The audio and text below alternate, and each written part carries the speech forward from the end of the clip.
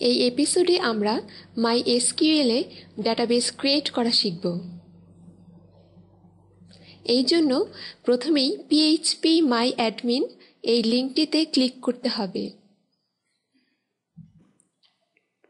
এখানে create new database এই অংশে ডাটাবেসের নাম উল্লেখ করতে হবে।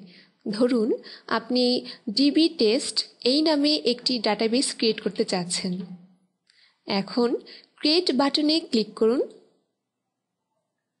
আপনারা দেখতে পাচ্ছেন সাকসেসফুলি ডাটাবেস ক্রিয়েট হয়েছে। এখন আমরা হোম লিঙ্কটিতে ক্লিক করব।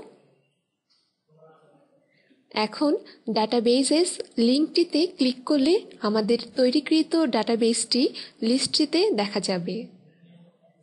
আপনারা চাইলে এখান থেকে ডাটাবেসটি ডিলিটও করতে পারবেন।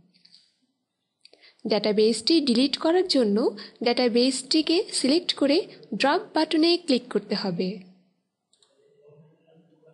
এখানে কনফার্মেশন মেসেজ দেখা যাচ্ছে।